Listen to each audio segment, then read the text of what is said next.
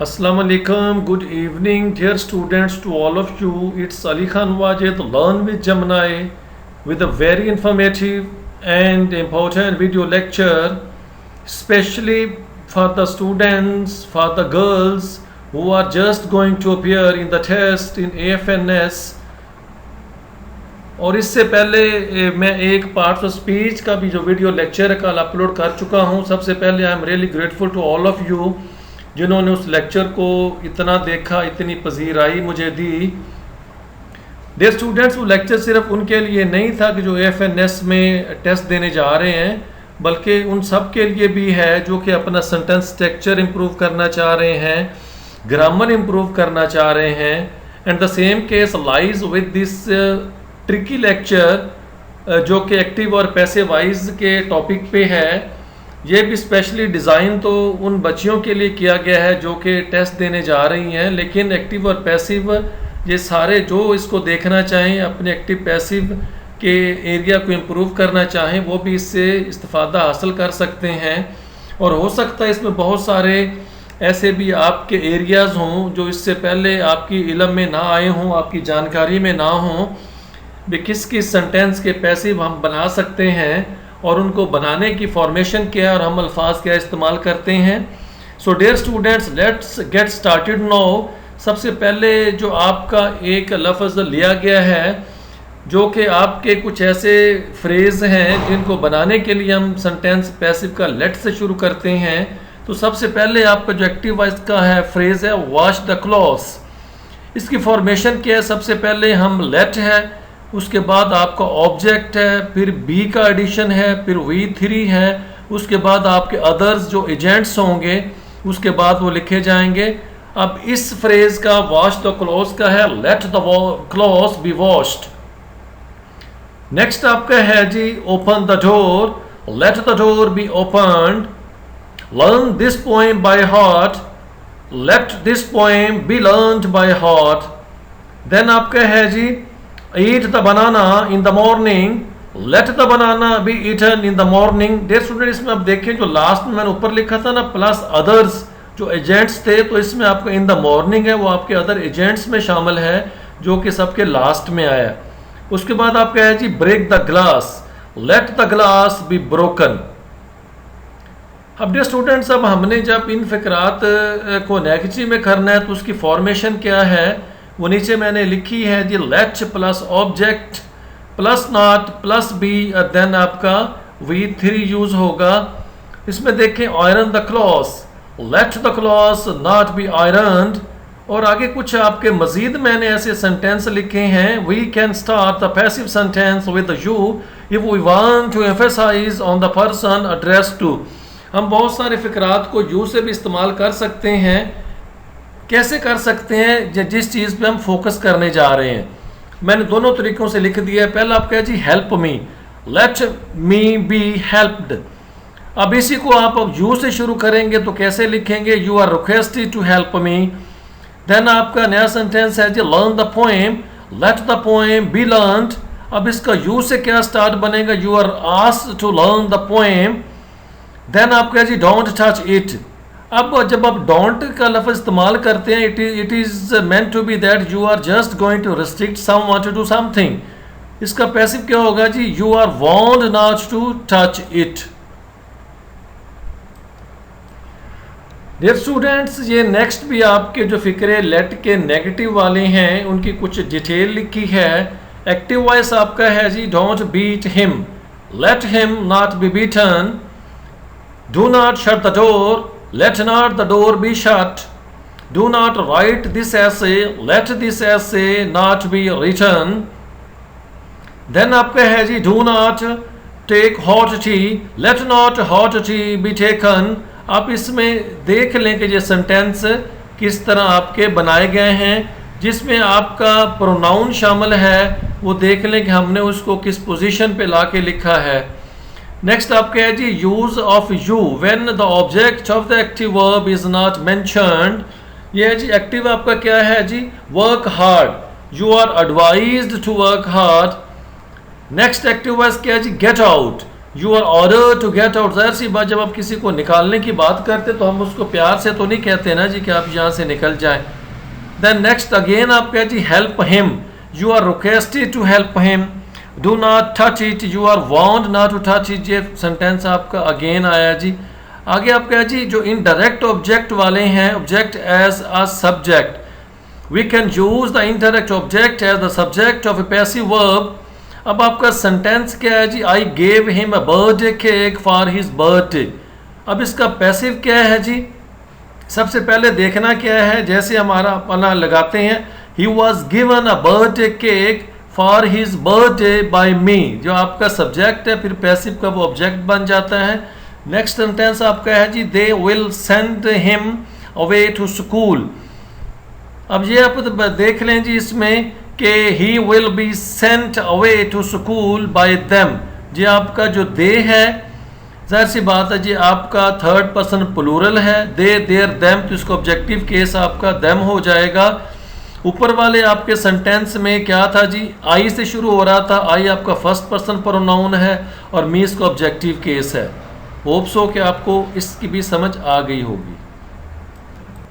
Dear students, अब आपके जीरेंड और परफेक्ट पार्टिसिपल के जो पैसिव हैं वो इस स्लाइड पे हैं। What is meant by gerund is meant to be V1 plus ing। ये आपका वर्ब है जो कि बतौर नाउन फिर काम करता है। अब इसके जो पैसिव है वो आप देख लें। सबसे पहले आपका जो सेंटेंस है इसमें हम एडिशन किस चीज़ का करेंगे, इसमें बीइंग का एडिशन करेंगे, यानी कि दे लाइक डांसिंग। डांसिंग आपका यहाँ पे बतौर जीरेंड काम कर रहा है। अब इसकी फॉर्मेशन देख लें क्या है, दे लाइक बीइंग डांस्ड।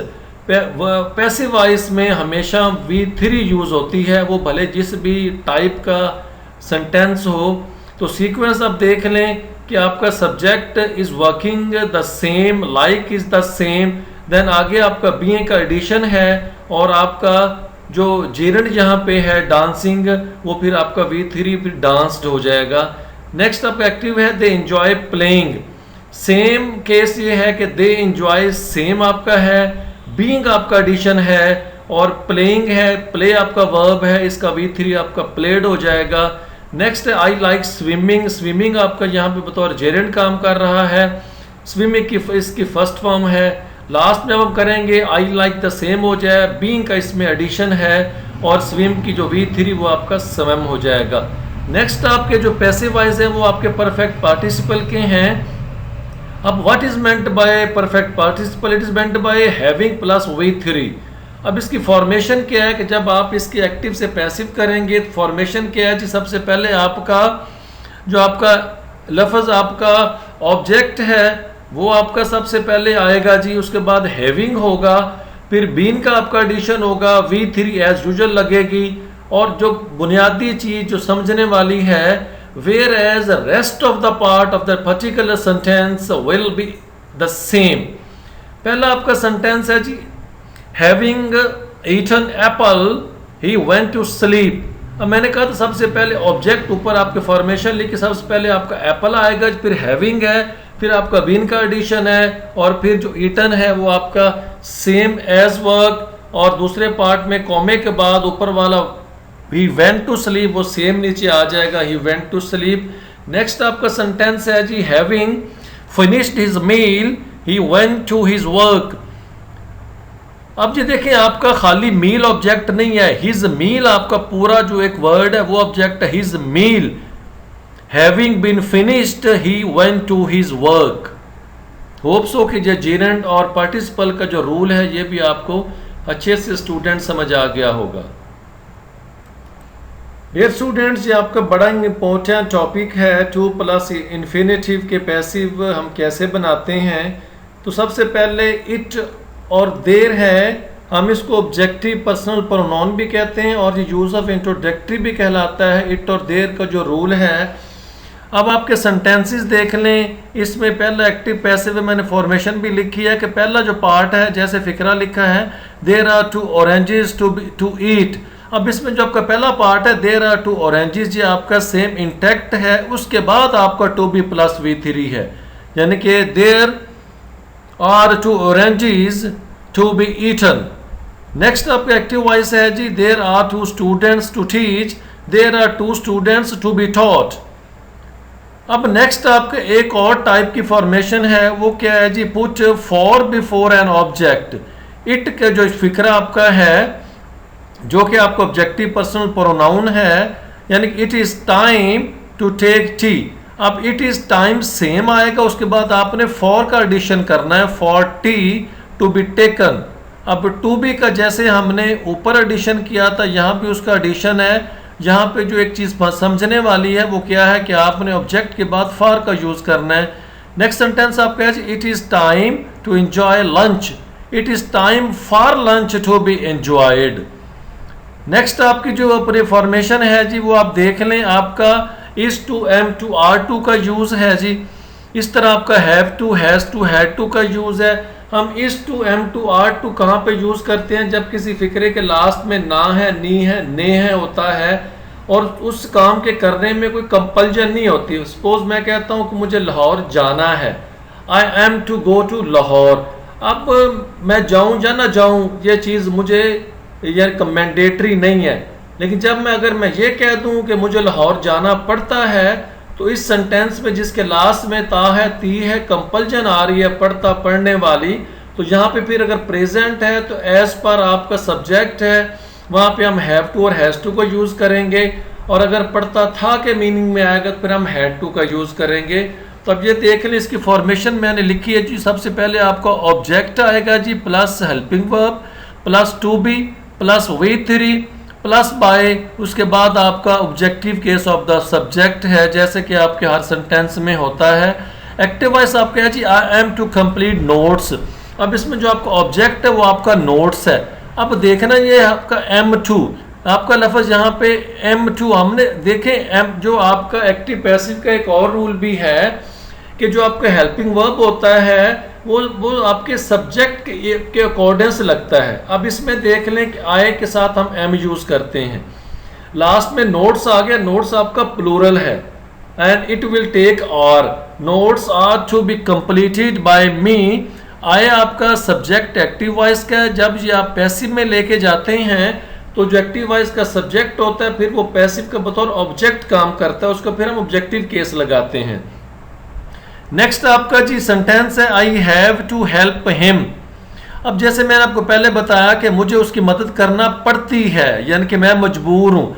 और अभी मैंने बताया था कि जो आपका हेल्पिंग वर्ब होता है वो सब्जेक्ट के इन अकॉर्डेंस लगता है, तो आई के साथ आपका जैसे कि हैव लगता है। इसमें जो आपका ऑब्जेक्ट है हिम, ये ज़ाहिर सी बात है, ये ऑब्जेक्टिव केस आपका ही का है, जो कि थर्ड पर्सन सिंगुलर है, तो ही, हिज, हिम। जब ये ही बतौर पैसिव इसका सब्जेक्ट काम करेगा तो फिर ही के साथ हम हैज़ लगाते हैं, हैव नहीं लगाते, यानी कि he has to be helped by me. Formation ऊपर लिखी है, आपने देख ली होगी। नेक्स्ट एक और रूल वाला सेंटेंस है जी, he needs to complete his work. अब इसकी फॉर्मेशन क्या है, फॉर्मेशन वही है, सबसे पहले आपको ऑब्जेक्ट आएगा। अब जो आपका पहला पार्ट है, पहला पार्ट आपका वो सेम इंटैक्ट रहेगा।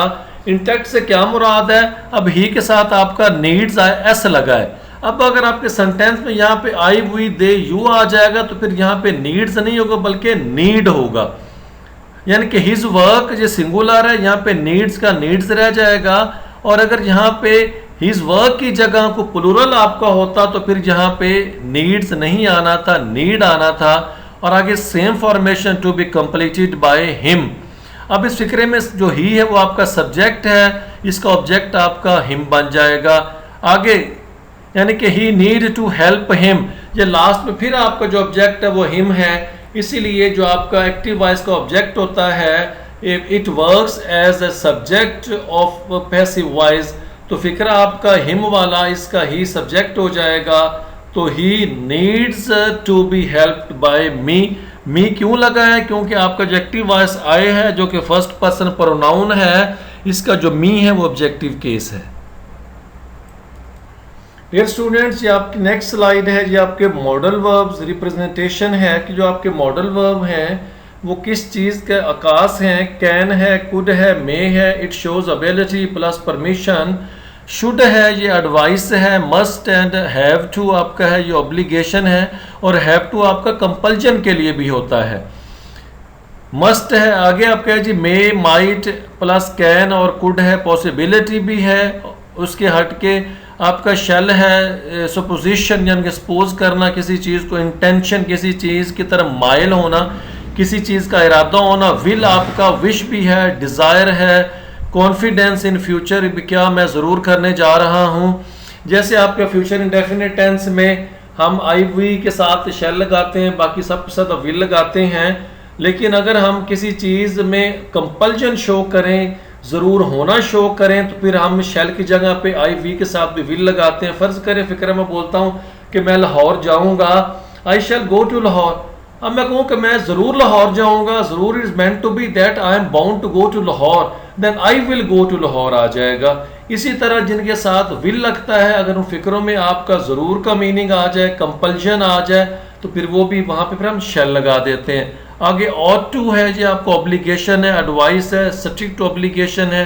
नीड आपका नेसेसिटी को, ऑप्शन को शो करता है। Use to the action of the past, जो हम कभी क्या करते थे। It never had, its negation और इंटरोगेशन। वुड है, पोलाइट रिक्वेस्ट है, विश है। Have to, as I have already told you, कि ये आपकी किसी चीज़ की कंपल्जन में है of doing something. Dear students, ये मज़ीद इंफॉर्मेशन है ये WH फैमिली वर्ड्स के हवाले से। वर्ड्स हेडिंग है, आगे उनका फंक्शन क्या है। जबकि लफ्ज़ आपका हाउ कम आ जाएगा, it shows asking for reason, asking why. Then next आपका है जी how old, it is meant to be that someone is going to ask your age. How much, quantity है, अनकाउंटेबल के साथ लगता है। हाउ मैनी आपकी क्वांटिटी है, काउंटेबल के साथ लगता है। How far, it refers to your distance. How adverb adjective जब काम करेगा तो आस्किंग आपका अबाउट एक्सटेंट और डिग्री है। देन आपका हाउ है आस्किंग अबाउट मैनर और कंडीशन है। देन आपका आगे है जी why don't, making a suggestion है। Then why asking for reason, asking for what. Dear student, ये नेक्स्ट आपके जो मॉडल वर्ब हैं वो मैंने लिखे हैं, और इनके पैसिव में जो कन्वर्जन है उसके रूल्स के हैं वो लिखे हैं। देन एग्जांपल्स एक्टिव और पैसिव की आपकी आसानी के लिए, आपकी बेटर अंडरस्टैंडिंग के लिए वो भी मैंने लिखी है। सबसे ऊपर में आपके वो मॉडल वर्ब्स लिखे हैं, can, could, may, might, will, would, shall, should, need, dare, am to, is to, was to, have to, has to, had to, ought to, used to, must, extra। अब इसकी फॉर्मेशन क्या है कि जब आपका modal verb का sentence आएगा तो आपने when you are going to convert an active voice of modal verb into passive voice, then what might be its formation? Formation is over there on your slide here students. Object plus can plus be plus V3 as usual plus by plus objective case of the subject, जो कि आपके जिस भी आपके sentence में active voice में आपका subject है, whenever we are going to convert it into passive voice, then the subject of an active voice is converted into an objective case of that certain pronoun. The first sentence over there on your screen, dear student, is he can solve the problem। यहाँ पे can is working as your modal verb। अब जैसे कि ऊपर rule लिखा, सबसे पहले आपको ऑब्जेक्ट है, इसमें ऑब्जेक्ट आपका द प्रॉब्लम है। The problem can already there, we need to add be over there. Can be solved, V3 is always there in passive voice, by him is meant to be। The subject of active voice is he and the objective case of he is him। And the next active voice of your sentence over there, you should respect your elders। Your elders is meant to be your objective case object। Your elders should be respected by you, it is meant to be that here again we have added be with should। Next active is would you take a cup of tea, it is an interrogative sentence of modal verb।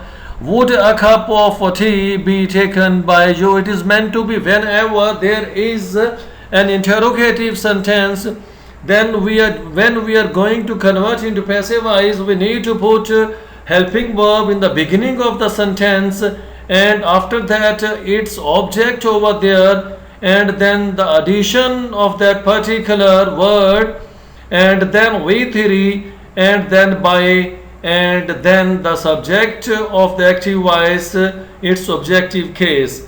And the same works over there. Would a cup of tea be taken by you? And the next sentence over your screen, dear students, is may I assist you? क्या मैं आपकी मदद कर सकता हूँ? May you be assisted by me? यानी कि may the same interrogative है, and then your object is over there you, and be is addition over there, and we theory be and by addition, and then I in your screen active voice working as their your subject, and in passive voice we need to put its objective case and me then over there, and then last we need to put interrogative marks as well, dear students. And the next one is my parents planted mulberry tree in our yard. अब इसमें आपका object क्या है? वो आपका mulberry tree है. Mulberry tree in the yard was planted by my parents. Next है you must obey your parents. Addition is over there be. Your parents must be obeyed by you. Dear student, here are some of the examples of your modal verb, and the addition you have seen over there is be, and the formation is also on your screen. ये आपके लिए बड़ी मददगार साबित होगी. जो formation है इसको देख के जब आप प्रैक्टिस करेंगे तो फिर आपके लिए स्टूडेंट्स मुश्किल बिल्कुल भी नहीं होगी.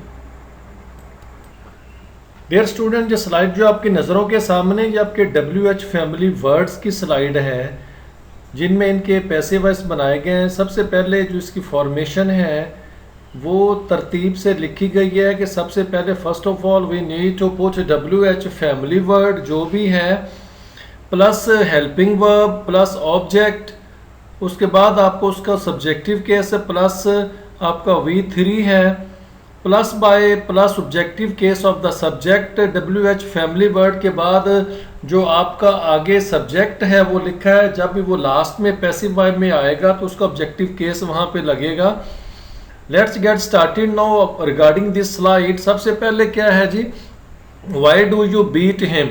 स्टूडेंट्स, किसी भी सेंटेंस की पहचान के लिए कि ये किस टेंस को रिलेट करता है उसमें लगा जो आपका हेल्पिंग वर्ब है, उसमें लगा जो वर्ब है वो उसको इंडिकेट करता है.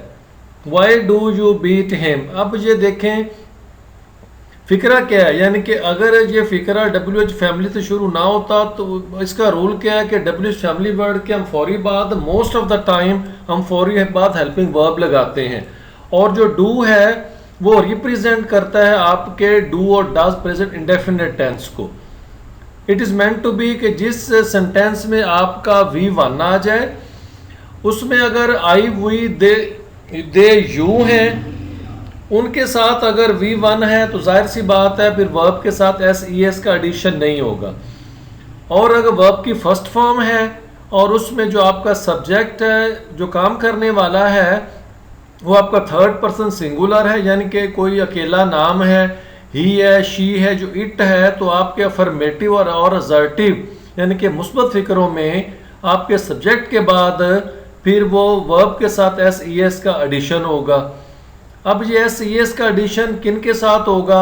अगर उस जो वर्ब आया है उसके लास्ट में आपके 5 अगर लेटर्स हैं, उन लेटर में आपका SS है, SH है, O है, X है, ये अगर सारे ये 5 आपके लफ्ज़ आ गए हैं तो फिर जाहिर सी बात है आप समझ जाएंगे कि ये आपका प्रेजेंट इंडेफिनिट टेंस का फिक्र है. और जब आपका सेंटेंस प्रेजेंट इंडेफिनिट टेंस का है उसको जब हम पैसिव में कन्वर्ट करते हैं तो इन अकॉर्डेंस विद द सब्जेक्ट हम फिर इज आर या एम लगाते हैं. इस तरह डियर स्टूडेंट जो आपका पहला सेंटेंस है डू है, इसीलिए ये आपका प्रेजेंट इंडेफिनिट टेंस का सेंटेंस है. इसमें हम इज आर एम का यूज करेंगे बतौर हेल्पिंग वर्ब. इसका पैसिव क्या होगा? Why is he beaten by you. Next आपका सेंटेंस है जी why did you beat him. अब जो डिड आया है ये आपका V2 है and it refers to your past indefinite tense. या पास्ट इंडेफिनिट टेंस का डिड आ जाए या खाली वर्ब की सेकंड फॉर्म आ जाए, इसके अलावा उसमें ज़ाहिर सी बात है कोई ऐसा टेंस है ही नहीं जिसके साथ हेल्पिंग वर्ब भी हो और फिर उसके साथ आपकी वर्ब की सेकंड फॉर्म लगी हो। जब आपका पास्ट इंडेफिनिट टेंस का सेंटेंस आएगा तो आपने उसको पैसिव वॉइस में कन्वर्ट करना है। Then you are suppose to add was and were in accordance with the subject.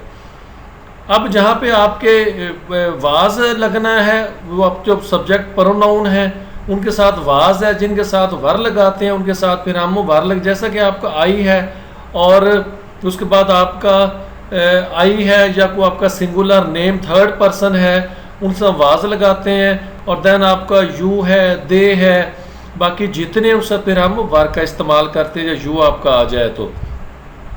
अब सेंटेंस ये है जी why did you beat him. अब ये देखें आपका सबसे पहले रूल क्या है कि जो WH फैमिली का वर्ड है वो सेम आ जाएगा। डिड चूंकि आपका पास्ट इंडेफिनिट टेंस का, इसके बाद हेल्पिंग वर्ब आ जाएगा, उसके बाद फिर आपका ऑब्जेक्ट है। ऑब्जेक्ट का फिर हमने कौन सा केस लगाना है, हमने सब्जेक्टिव केस लगाना है, जैसा कि मैंने ऊपर मेंशन भी ब्लू के साथ वो मैंने ब्रैकेट्स में मेंशन किया है, यानी कि सब्जेक्टिव केस लगेगा। फिर आपकी वर्ब की थर्ड बीटन है, फिर बाय का एडिशन है और जो आपका यू है यू योर यू, यानी कि यू आपका सब्जेक्टिव केस भी है और यू आपका ऑब्जेक्टिव केस भी यू का यू ही है। देन नेक्स्ट आपका एक्टिव है जी why will you beat him. अब जो आपका विल आ जाए या आपका शैल आ जाए ये आपके फ्यूचर इंडेफिनिट टेंस को रिप्रेजेंट करते हैं, इनसे तब फिर हम बी का एडिशन करते हैं। फॉर्मेशन वही है why will he be beaten by you. Next आपका जी फिक्र है कि व्हाट आर यू लर्निंग। देखिए जब सेंटेंस में पहले इज आ जाए, आर आ जाए, एम आ जाए तो ये वाले आपके हेल्पिंग वर्ब रिप्रेजेंट करते हैं प्रेजेंट कंटिन्यूअस टेंस को। अब प्रेजेंट कंटिन्यूअस में आपका इज आ जाए, आर आ जाए, एम आ जाए, वाज आ जाए, वर आ जाए, इस सब के साथ आपने आगे आपका V1 और ING लगा होगा। इन सब के साथ आपने फिर इन अकॉर्डेंस विद द सब्जेक्ट आपने इज आर एम में जो लगता है वो लगाना है। डियर स्टूडेंट ये ज़रूरी नहीं है कि जो हेल्पिंग वर्ब आपका सब एक्टिव वॉइस में लगा है पैसिव में आपको वही हेल्पिंग वर्ब लगे, ऐसा कुछ ज़रूरी नहीं है। सेंटेंस को आएगा तो फिर मैं आपको इस हवाले से ज़रूर बता भी दूंगा। अब यहाँ पे आर आया है और आगे लर्निंग आपका है, V1 ING है, प्रेजेंट कंटिन्यूअस टेंस को जो रिप्रेजेंट कर रहा है, तो फिर इसमें आपने बीइंग का एडिशन करना है। अब एडिशन में आप देख लें आपका क्या है कि व्हाट इज बीइंग लर्नड या लर्नड बाय यू। स्टूडेंट एक मुझे चीज़ और याद आ गई, ये लर्न, लर्नड, लर्नड। जब ये बतौर वर्ब काम करेंगे तो फिर LEARN, उसके बाद हम ED का एडिशन करेंगे तब भी आपका V2 V3 बनता है। अगर हम T लगा देंगे फिर भी V2 V3 बनता है। लेकिन जब आपका लर्न साथ हम ED लगा देंगे और जब बतौर नाउन काम करेगा फिर ये लर्नड पढ़ा जाएगा, फिर लर्नड नहीं पढ़ा जाएगा। तो लर्नड बाय यू। नेक्स्ट आपका जी who was punishing the student. Was आपका पास्ट इंडेफिनिट कंटिन्यूअस है। क्यों कंटिन्यूअस है कि आगे V1 ING है, पनिशिंग है। इसी तरह इसके साथ फिर हम बीइंग का वो एडिशन करेंगे, यानी कि अब हु आ जाए। जब आपका हु आ जाएगा फिर हम उसको कन्वर्ट करते हैं बाय होम में। बाय होम उसके फौरी बाद आपका जैसे हमने ऊपर लिखा हुआ है कि हम हेल्पिंग वर्ब लगाते हैं बाय होम, फिर आपको ऑब्जेक्ट आ जाएगा जो कि द स्टूडेंट्स हैं, फिर आपका बीइंग का एडिशन है और लास्ट में फिर आपका V3 आपका पनिश्ड है। डियर स्टूडेंट्स ये आपके नेक्स्ट स्लाइड है जिसमें कुछ टेंसेस के हवाले से बताया गया है। तो स्टार्ट्स जो है प्रेजेंट डेफिनेट टेंस, जिस सेंटेंस में आपका डू आ जाए, डज आ जाए, जब वर्ब की फर्स्ट फॉर्म आ जाए तो आपने जब उसको पैसिव में कन्वर्ट करना है तो उसमें आपने इज आर एम का एडिशन करना है इन accordance with its subject. Example क्या है, दे लर्न द पोएम। अब फॉर्मेशन नीचे मैंने लिखी है। अब the poem is learned bye them, जो लर्न है ये आपका V1 है। सबसे पहले आपका दे है जो कि आपका थर्ड पर्सन प्लूरल है। अगर जहाँ पे ही शी इट होता या अकेला नाम होता फिर लर्न के साथ एस का इजाफा होना था। अब चूंकि वो नहीं है इसलिए जब V1 सेंटेंस में आएगा तो उसमें आपने इज और am in accordance with the subject, इसमें आपका द पोएम है वो ऑब्जेक्ट है। जब ये सब्जेक्ट बना है तो ये सिंगुलरली इसमें इज का इस्तेमाल किया गया है। फॉर्मेशन क्या है जी, सबसे पहले आपका ऑब्जेक्ट आएगा प्लस वर्ब आएगा, यानी कि हेल्पिंग वर्ब। उसके बाद आपका V3 है, फिर बाय है, फिर possessive case of the subject आएगा। आगे आपका प्रेजेंट कंटिन्यूअस टेंस है, जिस आपके सेंटेंस में इज एम आर आ जाएगा या वाज वर आ जाएगा, उसमें आपने फिर बीइंग का एडिशन करना है। वो प्रेजेंट है तो जाहिर सी बात उसमें इज आर एम होंगे और V1 और ING होगी। अगर आपके पास कंटिन्यूअस है तो उसमें वाज और वर होंगे और V1 और ING होगी। इन सब के साथ आपने बीइंग का एडिशन करना है। And the example is over there, she is learning her lesson. अब हर लेसन्स आपका ये ऑब्जेक्ट है, खाली लेसन्स नहीं है, her lessons are being learned by her. अगर अकेला लेसन होता तो फिर आपका सिंगुलर होना था, फिर आपका इज आना था, आर नहीं आना था। चूँकि लेसन्स आपका प्लूरल है और जाहिर सी बात है जो आपके प्लूरल है वो प्लूरल ही आपका हेल्पिंग वर्ब को लेते हैं। Note, subject always take its relevant helping verb. Next आप प्रेजेंट परफेक्ट टेंस है। देखिए आपका हैव आ जाए, हैज़ आ जाए या हैड आ जाए सेंटेंस में, एक्टिव वॉइस में, जब आप उसको पैसिव में कन्वर्ट करेंगे तो उसमें फिर आप बिन का एडिशन करेंगे। जैसा कि आपकी स्क्रीन पे है, the gardener has watered the plants. इसमें बिन का एडिशन क्या है, सबसे पहले द प्लांट्स हैं वो आपका ऑब्जेक्ट है, फिर आपका हैव है जो कि प्लूरल प्लांट्स हैं, बिन इसमें एडिशन है, फिर आपका वर्ब की थर्ड फॉर्म है, फिर आपका बाय का एडिशन है, और द गार्डनर जो आपका एक्टिव वॉइस में फाइल था ये नाउन है, सो इसका फिर केस कोई नहीं लगेगा, फिर ये सेम आ जाएगा लास्ट पे। डियर स्टूडेंट्स, ये इस स्लाइड पे जो आपकी नज़रों के सामने है वो पास्ट इंडेफिनिट टेंस, कंटिन्यूअस और पास्ट इंडेफिनिट टेंस डिटेल में सारे मैंने सेंटेंसेस लिखे हैं। तो इसमें क्या है कि जब आपके सेंटेंस में वर्ब की सेकंड फॉर्म आ जाएगी तो आप ये चीज़ समझ लें कि इसमें आपने पैसिव के लिए वाज और वर का एडिशन करना है। वाज कहाँ पे करना है, वर कहाँ पे करना है, ये देख लें। It purely depends about the subject. अगर आपके एक्टिव वॉइस में या पैसिव में आए हैं देन या कोई थर्ड पर्सन सिंगुलर है तो आपने वहाँ पे वाज लगाना है, या बाकी जितने आपके प्रोनाउन हैं उनके साथ आपने वर लगाना है। तो पहला सेंटेंस क्या आपका क्या है, दे प्लेड क्रिकेट। अब जो प्लेड है जो आपके वर्ब की सेकंड फॉर्म है, इट शोज कि आपका पास्ट इंडेफिनिट टेंस का सेंटेंस है। इसमें वाज का एडिशन करें, cricket was played by them. Next है the students did not learn the lesson. Did not ये आपका नेगेशन साइन है पास्ट इंडेफिनिट टेंस का। अब हम देखेंगे कि हमारा एक्टिव वॉइस का जो ऑब्जेक्ट है वेदर इट इज सिंगुलर और प्लूरल। अगर ये प्लूरल होगा तो फिर हम वाज नहीं वर लगाएंगे, चूंकि ये लेसन आपका सिंगुलर है इसलिए हम वाज नॉट लगाएंगे। नेक्स्ट आपका जी did he enjoy the party, ये आपका इंटरोगेटिव सेंटेंस है। Did is the indication of interrogation sentence of past indefinite tense. So हम वाज से फिक्रा शुरू करेंगे, was the party enjoyed by him. Next आपके पास कंटिन्यूअस के स्टूडेंट मैंने आपको लाभ बताया था स्लाइड में, अगर आपके सेंटेंसेस में इज आर एम आ जाए या वाज वारा आ जाए तो उसमें आपने फिर बीइंग का एडिशन करना है। जैसे कि अहमद वाज प्लेइंग फ्लूट, वो अहमद बांसुरी बजा रहा था।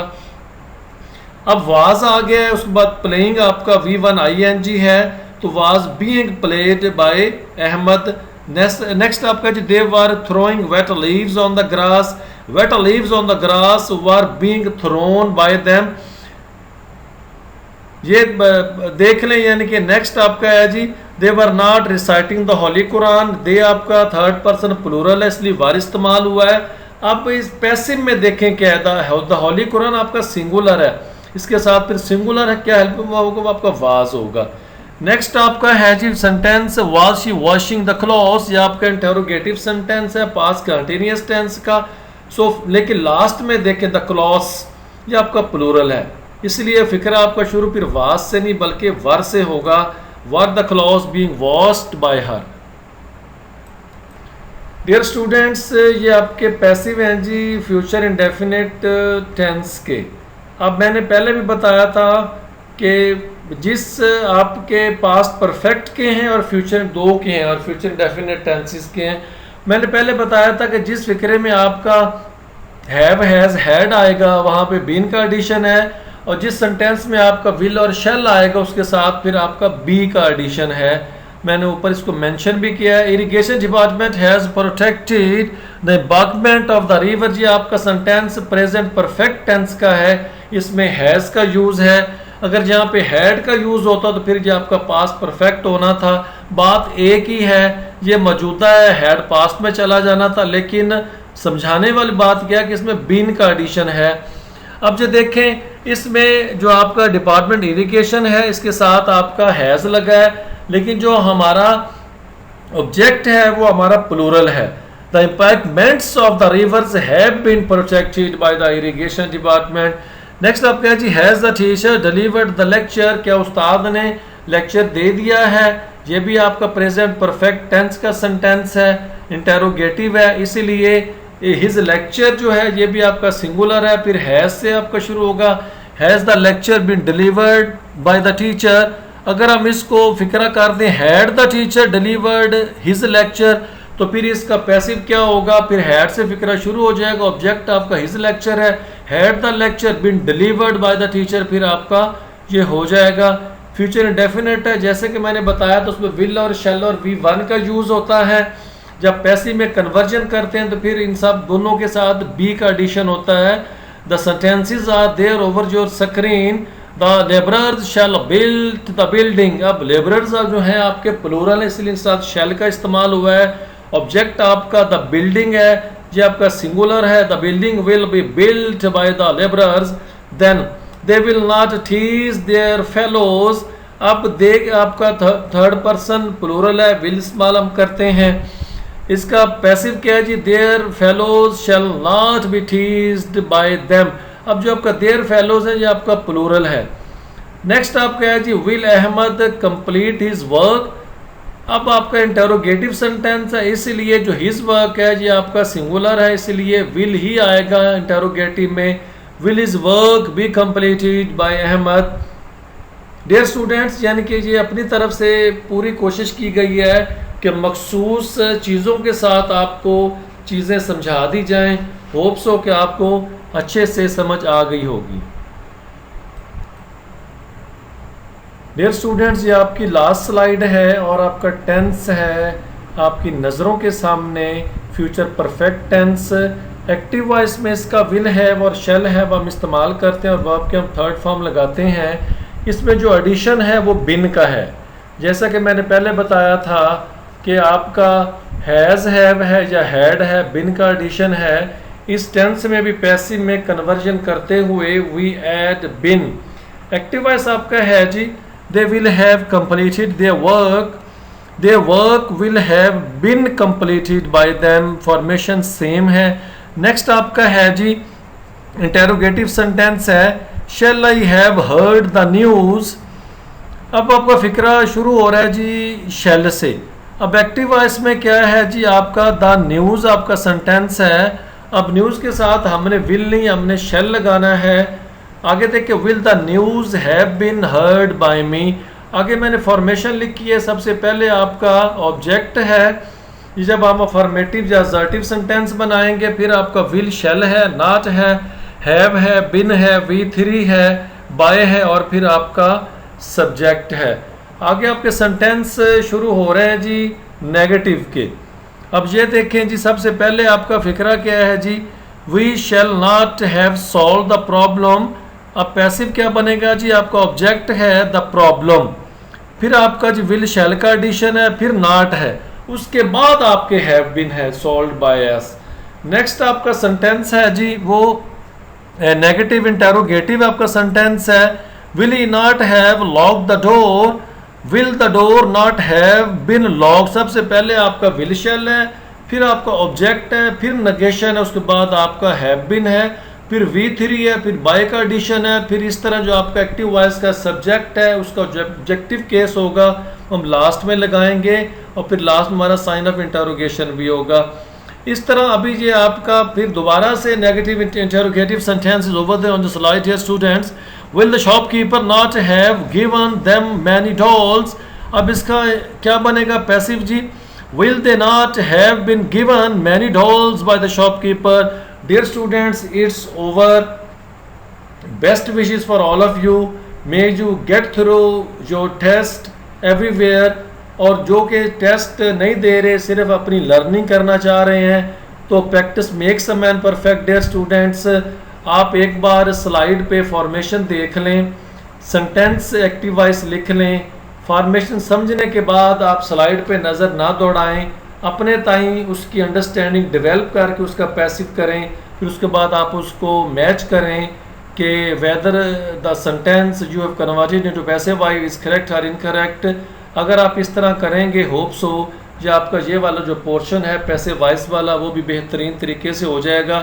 इसमें डियर स्टूडेंट जैसा कि मैंने पहले कहा था बहुत सारी ऐसी टर्म्स भी होंगी जो हो सकता है आपकी पहले जानकारी में ना होंगे। Hope you for the best. Take care. अल्लाह हाफिज़।